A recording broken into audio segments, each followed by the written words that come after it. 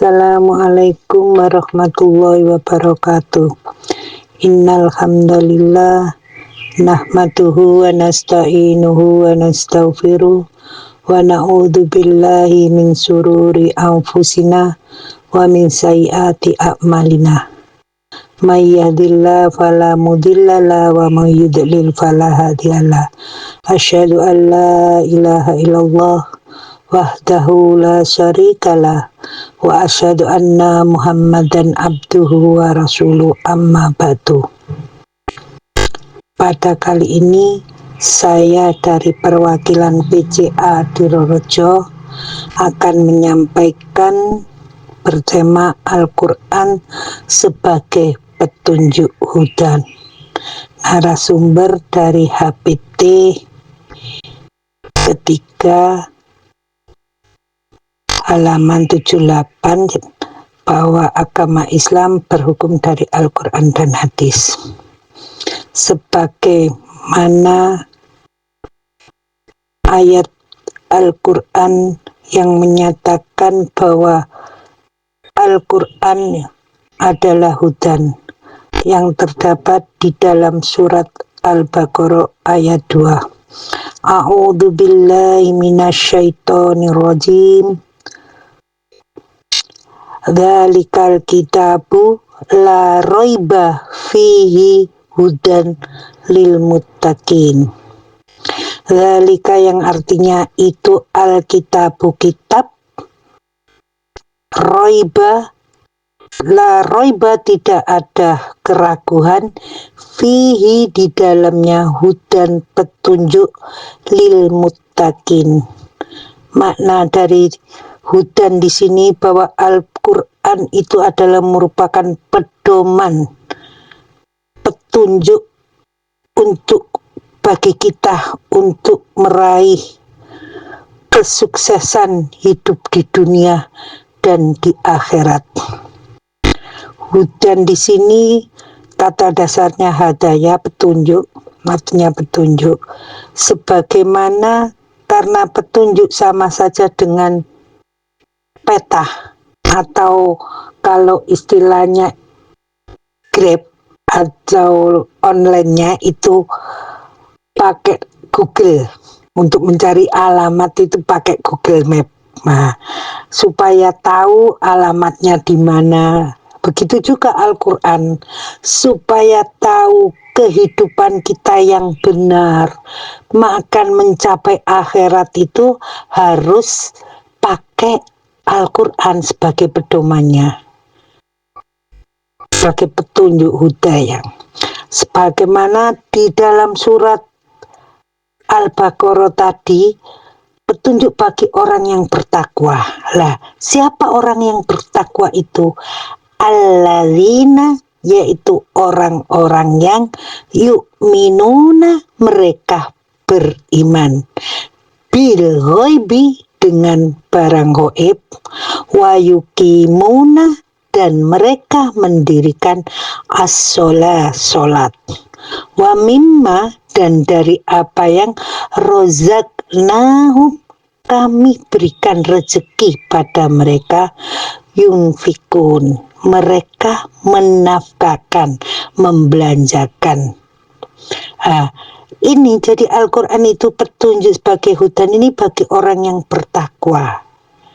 Kalau kita menyatakan bertakwa, harus menjalankan sesuatu itu dengan Al-Quran. Adapun yang orang yang bertakwa itu diantaranya satu, orang yang beriman kepada barang yang gaib, diantaranya itu malaikat, terus jin, dan banyak contohnya yang lain. Kedua, mendirikan sholat. Orang bisa dikatakan bertakwa kalau mereka mendirikan sholat. Dengan mendirikan sholat sama saja dengan menegakkan agama.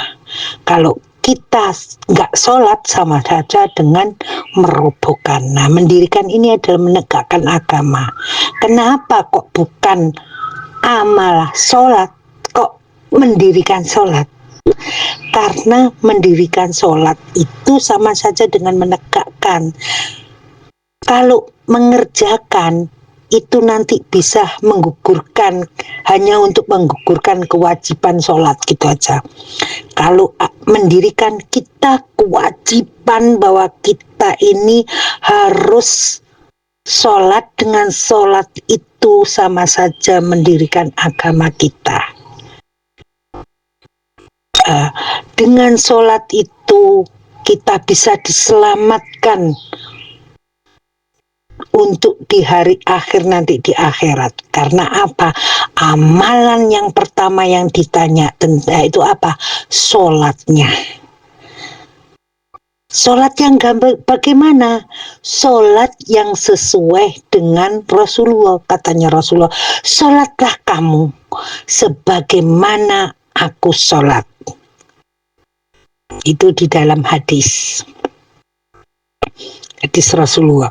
Jadi kita sholat benar apa enggak, itu kita harus melihat dari sholatnya Rasulullah. Dan ya apa sholatnya Rasulullah itu?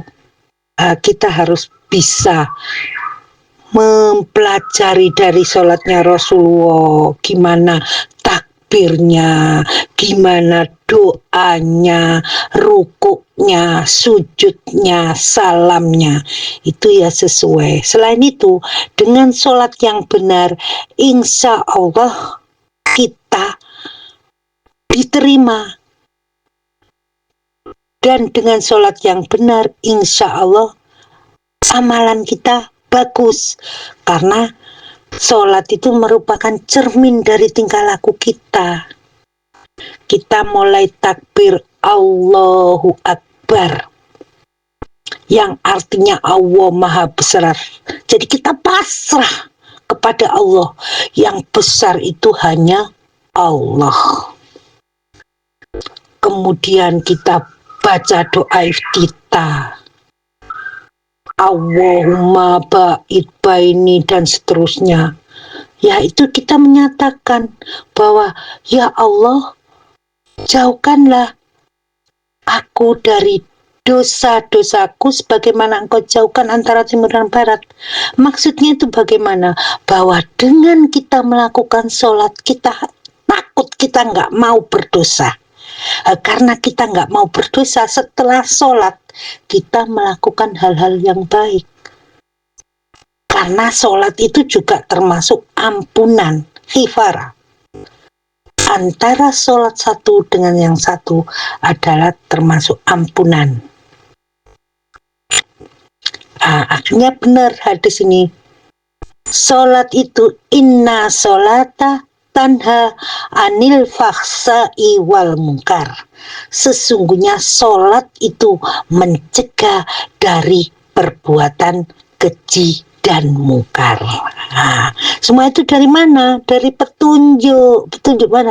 Dari Al-Quran dan hadis yang dijabarkan di hadis. Itu. Jadi kalau kita bagus, otomatis sholat kita bagus. Untuk selanjutnya, siapa orang yang bertakwa itu tadi, yang mendapat hudan tadi, siapa orang bertakwa yang mana? Selain beriman, kedua mendirikan sholat, yang ketiga yaitu menunaikan, membayar, membelanjakan rezeki yang telah diberikan oleh Allah. Dengan cara apa? Memberikan sebagian harta kita, walaupun kita sedikit saja, dapat uang sedikit saja, sebaiknya sebagian kita infakkan. Karena dengan membelanjakan itu, insya Allah rezeki kita tambah barokah, nggak tambah bangkrut, tambah jaya. Ini pengalaman saya. Waktu itu saya masih kerja di asuransi, maaf, dolim. Kerjaan yang dolim yang saya belum tahu waktu itu. Mengenai menginfakkan, ada orang yang datang yang biasanya nagih ke kantor kami tentang untuk memberikan sebagian rezeki. Nah, waktu itu uang saya tinggal 47.000. Saya ditanya, Bu Umi, gimana? Ikut bayar mengifakan, Pak, uang saya tinggal 47. Tapi nggak apa-apa, Pak, saya kasih. Saya bayar 20 aja nggak apa-apa. Yang 27 bisa kok. Oh nggak apa-apa tak Bu, nggak apa-apa. Terus saya mikir lagi, ya Allah, ini orangnya baru datang kapan mana. Akhirnya saya tambah lagi, Pak, ini sama 20 loh. Katanya Bu Umi uangnya 47. Berarti tinggal 7.000. Nggak apa-apa Pak. Yang penting untuk apa? Mumpung ada, insya Allah cukup. Bismillah. Akhirnya apa yang terjadi? Orangnya masih ada, masih nyata. Saya ada tamu, Umi ada tamu. Orang yang waktu itu habis kontrak. Ini Bu Umi, saya habis kontrak dalam asuransi. Saya diamplopi 200.000. Saya nggak tahu loh, untuk apa Panda Bumi, terima kasih karena diuruskan. Oh, alhamdulillah saya terima. Kemudian dia tanya, Bumi ada produk lagi? Oh ada Pak, dana pensiun. Dari dia ikut saya dapat komisi 200 lagi. Padahal saya tadi kan ngasih 20 diganti oleh Allah. Itulah kalau kita bekerja sesuai mengikuti petunjuk Allah dengan memberikan sebagian rezeki dari kita, maka dilipat gandakan. 20 kita keluarkan, kembalinya 220 lagi, kembalinya 400. Masya Allah, itulah kehendaknya Allah. Kalau kita benar-benar mengikuti petunjuk Allah, kalau kita benar-benar orang yang bertakwa, yang meliputi dengan mendapatkan hudan, mendapatkan petunjuk dan berpedoman pada Al-Quran, akhirnya uang kita bertambah dengan sendirinya, rezekinya. Bukakan di dalam surat Al-Baqarah itu tentang bahwa kita akan memberikan rezeki, memberikan sedekah dilipat gandakan oleh Allah keuangan kita, harta kita. Demikianlah penyampaian saya pada kali ini.